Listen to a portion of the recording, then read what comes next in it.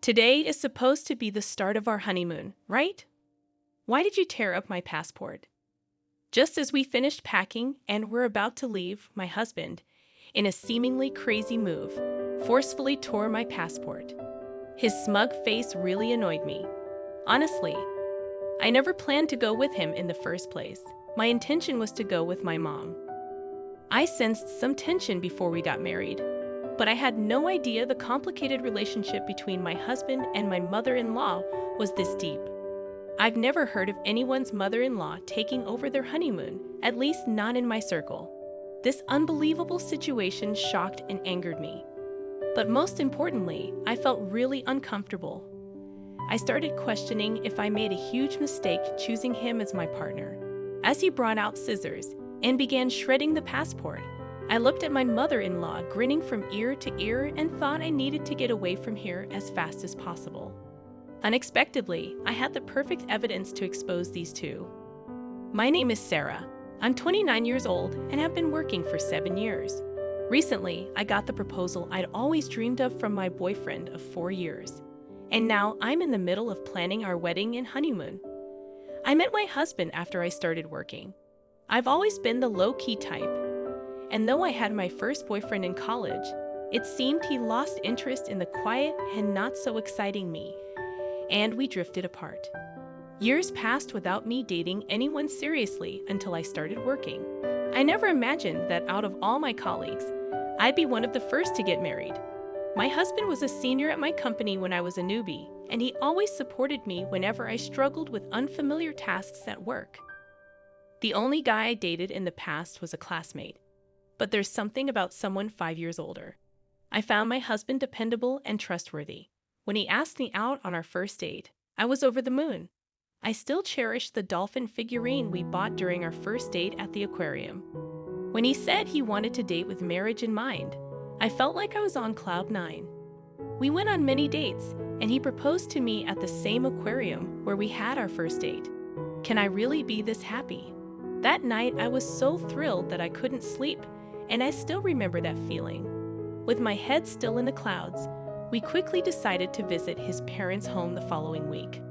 However, it was during this time that I began to feel uneasy about the idea of getting married. My father-in-law was very kind, but my mother-in-law seemed to disapprove of me. Hearing her say, "You could have married someone more outstanding than this plain girl," at our first meeting filled me with doubt and anxiety about our future life together. But I told myself that pre-wedding jitters are normal, right? So, I pretended that everything was fine and continued with the wedding preparations. One day, while discussing our life after marriage, both my husband and his mother assumed I would be quitting my job. Although I once admired the idea of quitting work after getting married, it didn't seem like an option for me at this point. Looking back, I realized that my ongoing anxieties about marriage stopped me from considering leaving the place where I felt most secure, my job. Despite dodging persistent suggestions from my mother-in-law to quit, I decided to continue working at the same company alongside my husband. During our wedding preparations, we disagreed on the timing of our official marriage registration.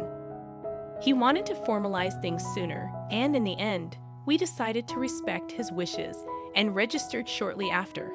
The procedure felt mundane, but realizing that we were now officially married brought me immense happiness. We initially discussed having a small, intimate wedding, but it seems my husband mentioned this to his mother, and she called the next day. "You know, Edward's wedding, and you're talking about having a small, intimate ceremony. Please don't just say whatever you want. The wedding needs to be grand. I'll make sure it's fitting for Edward. By the way, please keep your guest list minimal, just your parents and close friends. Your friends are probably just as dull, right? They'd make the wedding feel so gloomy and ruin everything." I found myself bombarded with opinions about the venue and the guest list. It was infuriating that she felt she had the right to dictate so much. Despite having a lot to say, I convinced myself that maybe this is just how weddings go and decided to invite only my parents and close friends, as my mother-in-law wanted. However, my mother-in-law's interference didn't stop at the guest list. She had opinions about the program, entertainment, decorations, and food. Following her suggestions would push us way over budget. Initially, Edward's family had agreed to cover half of the wedding costs, but somehow that changed, and now it was, weddings are for the bride, leaving us significantly over budget. I had to cover all the additional expenses she wanted, so the wedding turned into a lavish affair, quite the opposite of the simple ceremony I had envisioned. I tried to make some cost-saving changes without her knowledge, but she scolded me, claiming, "It looks cheap because you didn't do as I told you." I thought I would finally get some distance from her after the wedding, but my husband did something unimaginable. Despite my frustration with her interference in the wedding, and despite my desire to keep my distance from her, my husband insisted we live with her. Our new place, for which we had already signed a lease, was canceled without my knowledge. All my belongings intended for that place were redirected to my husband's family home. I was speechless, shocked by how everything had been decided without consulting me. I had handled all the wedding planning, and even when I warned Edward that meeting all of her requests would exceed our budget, he ignored me. The anxiety I had before the ceremony only intensified after our wedding. We had planned an overseas honeymoon to a dream destination I always wanted to visit. The idea of going there for our honeymoon felt surreal. However, my growing unease with Edward, who was acting suspicious, and the prospect of living with my mother-in-law upon our return dampened my spirits. Despite our wedding preparations, Edward wasn't cooperative about the honeymoon planning. Strangely, he took charge of booking the flights and hotels. I assumed he had chosen a romantic hotel for our honeymoon stay, and was excited as usual. Even though I had to cover all the expenses, the pre-wedding excitement made me grateful that Edward was contributing, even if just a little. Little did I know that this was a foreshadowing of a shocking event. The wedding ended, and amidst the chaos, our honeymoon day arrived. Despite lingering feelings about the wedding and the upcoming cohabitation, I was determined to shift gears and enjoy the trip with the man I loved. As I woke up in the middle of the night to get ready for our flight, Edward dropped a bombshell. With an air of casualness, he said, "Sarah, I'm going to go with my mom," just as I was double-checking our luggage. I was shocked and couldn't grasp what he had just said. "What are you talking about? It's our honeymoon, not just any trip. Why would your mother be joining us? Plus, we've only paid for 2 flight tickets and a hotel." Visibly shaken, I tried to make sense of his reasoning when Edward hit me with another surprise. "I never mentioned going on this trip with you, did I? Don't be ridiculous. I'm going with my mom. A trip with her takes precedence over a honeymoon. It's a gratitude trip for all she's done for me. You stay here and prepare the house by cleaning every nook and cranny." With that, Edward forcibly tore apart my passport that I had entrusted to him. I was in disbelief, unable to say a word, just witnessing my passport being destroyed. At that moment, my fully made-up mother-in-law barged into our room without knocking. "Edward, are you ready?" Seeing her, Edward's face lit up. "Yeah, we're good. Finally, we can go on this trip without any interruptions." They both shared a gleeful laugh, leaving me utterly repulsed. I realized I was about to marry an absolute nightmare. While I had been contemplating how to get along with my mother-in-law in our upcoming married life, this exceeded my wildest thoughts. I understand now the kind of people you two are. I couldn't help but speak out, but my words seemed like nothing more than sour grapes to them as they laughed heartily and left together. I had been happy that Edward was helping a bit with our honeymoon, but it turned out he was preparing to go with his mother. He had taken charge of the flight and hotel bookings willingly because he was booking everything under his mother's name from the start, and he dumped all the costs on me. The betrayal from my husband was a heavy blow, but my anger overshadowed the sadness. The dreamy, intimate wedding I had always envisioned and the honeymoon, meant to be the best memory with the one I loved, were both once-in-a-lifetime events, now ruined by my mother-in-law and my husband. Overwhelmed by my situation, I couldn't believe this was happening. Initially, I couldn't accept it, but soon after, I decided I needed to act fast and get a divorce. Interestingly, I had something that would be useful for the divorce. Initially, I started recording with the intent of preserving memories of the most significant events of my life. my wedding, and honeymoon. Since the wedding preparations, I had been recording audio, capturing various moments. What started as a pure desire to cherish our wedding memories gradually turned into documenting my mother-in-law's malicious actions and harassment. I often thought of quitting, assuming I'd probably never watch these recordings again, but it's ironic how useful they turned out to be. Just a few days ago, I had moved in and was still unpacking. Now, I began to repack my stuff. Ironically, I hadn't opened much, so packing was done in no time. I wondered if my husband and his mother were at the airport by now. The very thought filled me with indescribable anger, so I tried not to dwell on it.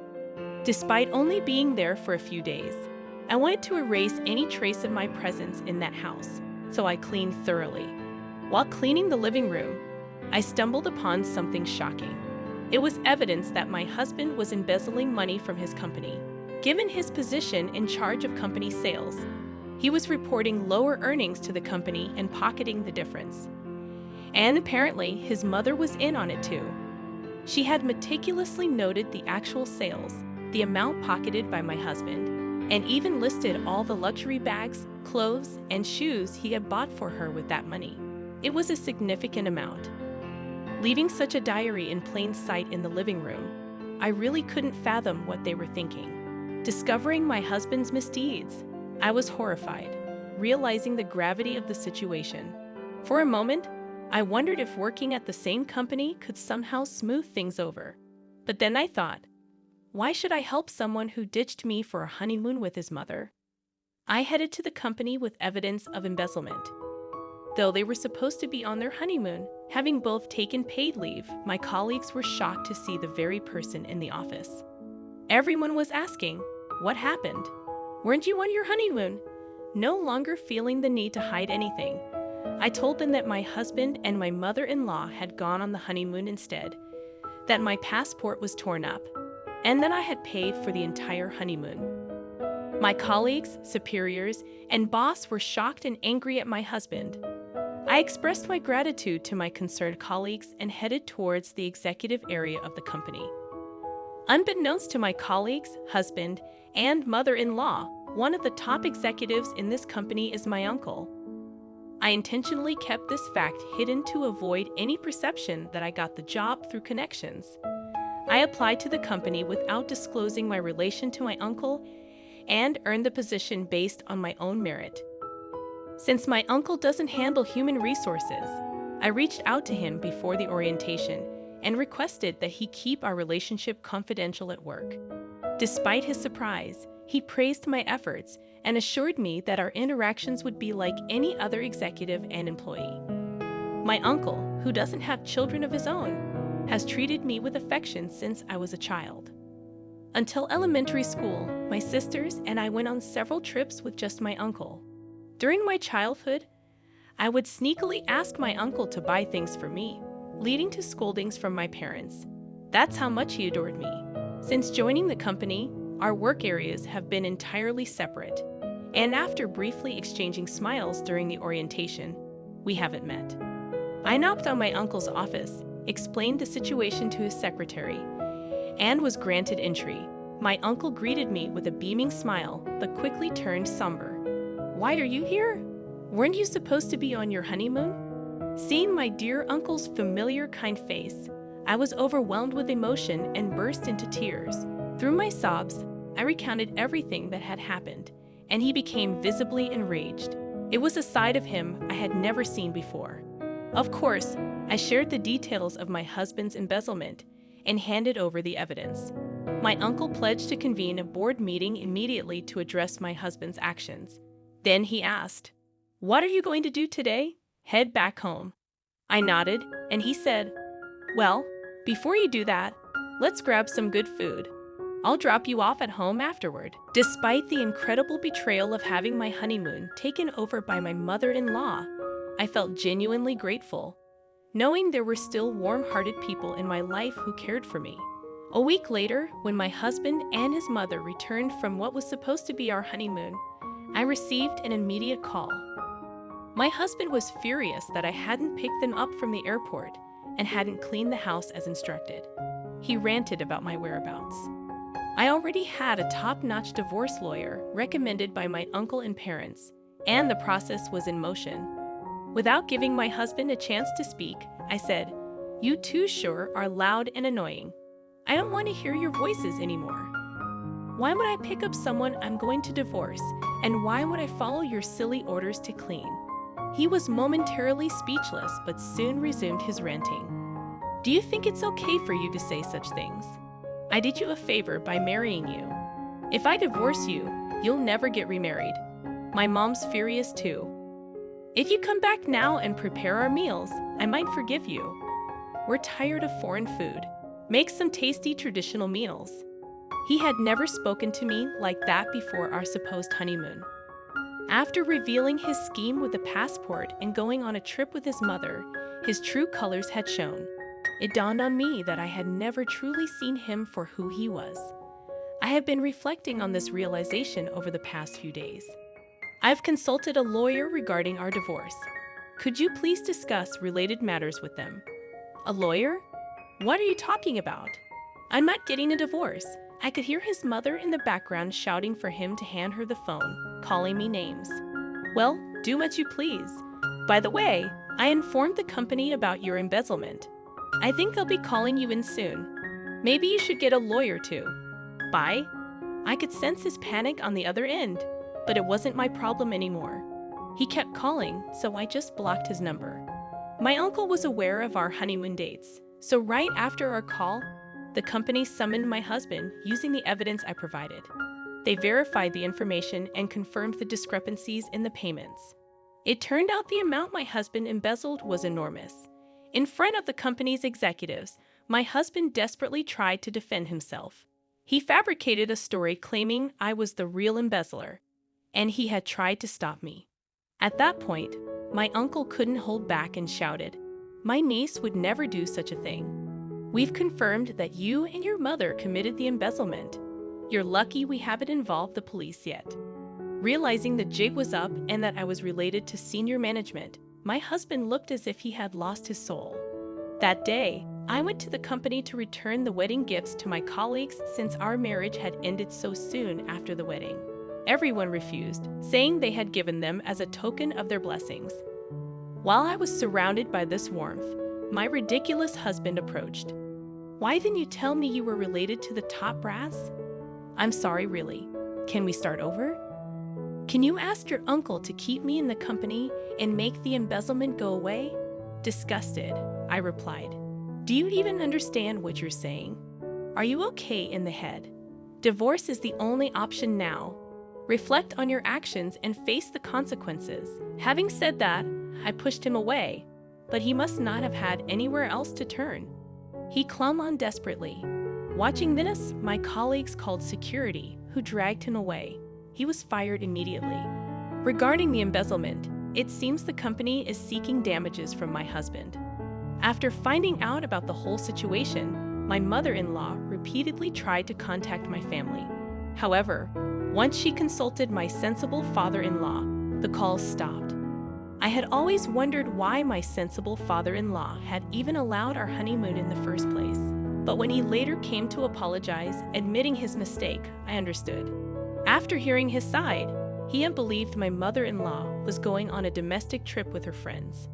He was looking forward to a week without my nagging mother-in-law, who was always badgering him about shopping and wanting to dine out, thinking it would be like a little slice of heaven.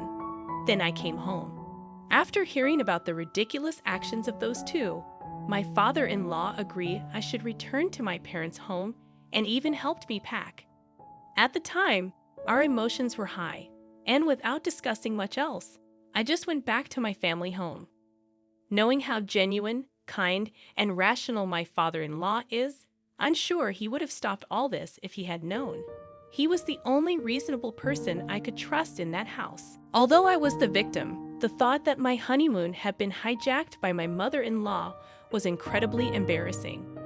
I contemplated resigning from my job, and my parents suggested taking a break from work for a while. However, my uncle, considering that work might serve as a distraction, discussed it with the CEO. They arranged for me to be transferred to a branch office.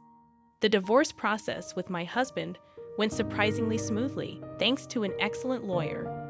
Later, I discovered my father-in-law's involvement. When planning our wedding and discussing expenses, it turned out my husband had almost no savings. My in-laws, an average working-class family with my mother-in-law's wasteful spending habits, had minimal savings, as my father-in-law ruefully mentioned. Considering the short duration of our marriage, the alimony was substantial, and surprisingly, my father-in-law sold the family home to cover it. Their home was not in a city center, but in a close-knit community.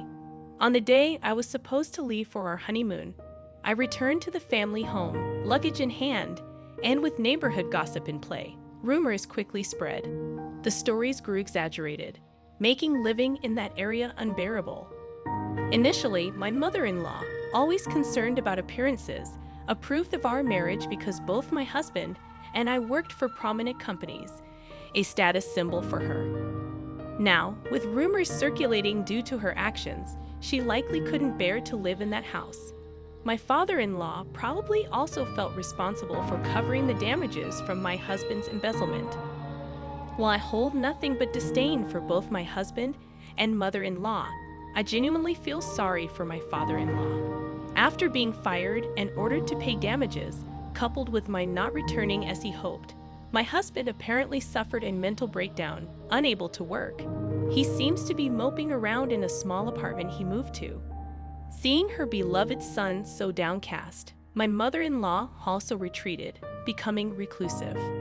As my father-in-law told me, he was, in fact, fed up with my mother-in-law and considering divorce, not wanting to spend his later years with her.